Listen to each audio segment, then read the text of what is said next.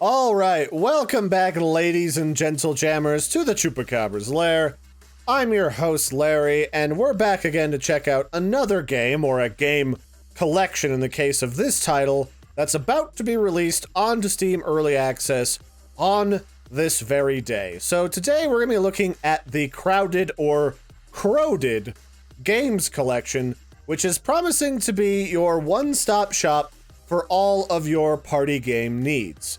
And what I mean by that is the Crowded Game Collection is a series of simple but kind of arcadey games that you can play with your friends on one central computer by hooking your phones up to the same home Wi-Fi and connecting it to that computer remotely. So up to 10 people can all play at anyone's house at the same time, and I think that's a really cool idea. I mean, the idea here is that everybody has a mobile phone, so you probably would have your phone on you, or somebody who's not playing right now would have their phone on them. So it'd be really easy to hook 10 people up to, or however many people you have, up to this game and play along at the same time. And that's really smart. I mean, we have this new crazy technology, these really powerful computers in the palms of our hands. Why not use it? So in order to do this, I'm going to set up my phone right now, if I bring up the screen, to this installation of the Crowded Game Collection made by Crow Games, and show you how it works. So basically, all you gotta do, open up the game, connect all the phones to the same Wi-Fi, and then go to crowtroller.com. So I'm just gonna open up a new tab here, go to crowtroller.com, which I've been to already. And then all I have to do is set up my username that I want to use. And then if I've got multiple games going on at the same time, or I've just been in one, then I just have to put the server ID for the particular game that I want to play with all my friends. And then all I do is click the arrow. And then as you can see, everything is good to go. And this game comes with a load of different games for you to play that they get selected randomly from a little spinner. And let's see, we got curves. So the objective is don't run into an enemy or yourself. Last man standing wins. And the nice thing about this game too is if you don't have a lot of people, but you still want to have enough people playing, then, oh, I already died.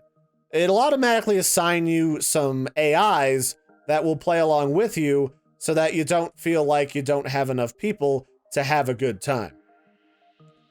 And there's just a boatload of these different games, too. So you've always got something to keep you entertained and busy. And I like that. I mean, it's good to have a fair bit of variety in these types of games. And not everybody's going to be good at the same games as everybody else. Like, I don't really care for this game. I played this once or twice before when I was testing this game out for myself, and it works out okay. I mean, this is basically the Tron light cycle from the Tron movies, which is fine. It works out pretty well. And the whole idea, oh, there we go. Larry just got better. The whole idea is you just gotta survive and outlast your friends so that you don't get moided. And that's a lot of these games. So there's always gonna be something that someone can be particularly decent at in this collection, which I like. Like, these are all gonna be very simple, one-off mobile style games that are really easy to control. And as you can see down here on my controller, like, each one of these games is going to have a different set of controls. So now we're going to play the duck game, which is shoot up to 3 soap bubbles to sink fellow ducks. So let's see, we got a move button. Oh, I already died. So we got a move button and we've got a shoot button. All right, sounds good to me. Nope, you're not gonna get me, Timmy. I'm gonna get you. Where are you? Where are you? Come here. Oh, what? Nope, not today. I've played too much World of Warships for this. But as you can see, I mean, there's a lot of different variety here. Some of them are really cartoony. Some of them are just arcade, very retro arcade. And some of them are just a little bit loopy, which we'll definitely see in a minute here. One that I'm really good at was the Endless Runner game. Definitely. There's also some team builder shooter games, so it's not always just us against them. Some of these are legitimately challenging in more ways than one. Although, some of these, I will say, one of my only complaints in this game is that some of the controls in this game are a little bit derpy, to say the least.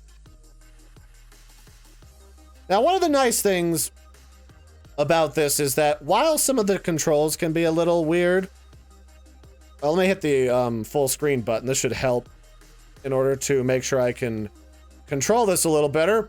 But one of the things is, like, these do have pretty decent responsiveness between the phone and the actual computer itself. I've tested this with 4 different devices, both my iPad, Android phones, and also my Android tablet, and it works pretty well. Although, again, some of these controls are a little bit on the derp side. So now we got Frogger, and Frogger is just a very simplistic game mode, where all you gotta do is try to cross the lanes before everybody else. So this is a little bit of a slower Frogger game, where you just have to avoid getting hit by the slowest cars in the universe. But it's also a race. Like, you gotta try and make sure you stay ahead of your friends, and that's not always easy to do, especially when they're so close behind you. Oh, I just got murdered. Now, I think if I had one complaint about the games themselves is a lot of them seem like they're really low quality for artwork in a few cases, but I feel like that's something that you could fix very easily by just having some time spent in early access to update some of the graphics in these different titles, maybe refine them so they look a little bit more top-notch, and I think you'd be good to go on that mark. That said, that's not a really big criticism. I mean, these are meant to be very fun, very simple games that you can play with a bunch of friends, and whether or not you have, like, cutting-edge AAA graphics, that's not really the most important factor in a title like this. So, I've been pretty happy with this so far. And you can also rate this as you go along, but I just as soon just keep playing. So maybe saving the rating system for, like, after you're done playing, or near the start, if you've been playing a number of these in a row, you could rate the app before you get started. But that said, I mean, this is fun. Like, there's a variety of games, there's a little bit of something for everybody. This is an endless jumping game, where all you have to do is go through this cave and avoid spikes and pitfalls, and also probably getting called names, because I think one of these blobs is your Uncle Gerald from that one time you went to band camp and you kind of weed yourself in front of everybody. A little awkward, but hey, that's what happens. So here's the spikes. Oh, there's one.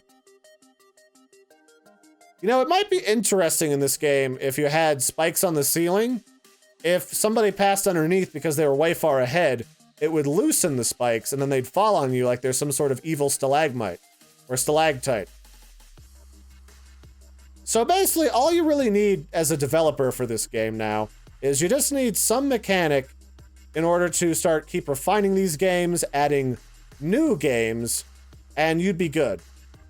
Because one of the things that's going to keep a title like this alive is going to be providing more and more variety to players as they have this game. Maybe they buy it in a DLC. Maybe they get it immediately after they've bought this, after this game's in full release. You have a lot of different options for titles like these. So definitely needs more stuff as you go along. Like, not now. There seems to be a pretty decent variety at the moment. But at the same time, you're going to need to have lots of games going forward, so there's always something new for people to play, especially if you want them to keep coming back to this game. And I think it's a really strong concept. So very nice work, the dude at Crow Games. I'm not sure if he wanted me to share his name or not. Some people actually got spicy with Larry when he shared their names previously, so I'm a little careful about that. Oh, there's like a little asteroids game. All right, this is very retro, very back to your roots. All right, I like that. Yeah, so you have a lot of inspiration here. Like, you've got something that's a lot of people can probably recognize from when they were kids. You might even have like a group competitive Space Invaders game in here. That might be nice. So yeah, if you guys are interested, this game just came out here today. There's a link in the video description for you to check it out and find out more. You can play with up to 10 friends. Make sure you have a very big and girthy Wi-Fi signal for everybody to share. And go off into the wilderness and have really fun, zany, drunk video game fun, basically. I mean, I could see myself getting shit-faced and playing with a bunch of friends, and then just shouting at each other as we all try not to crash into a few asteroids in this game. So that's it for this one, ladies and gentlemen. I've been your asteroid blasting host, Larry the Chupacabra. Don't forget to like and subscribe, and I will catch you next time. Toodles, everybody, and have a good one.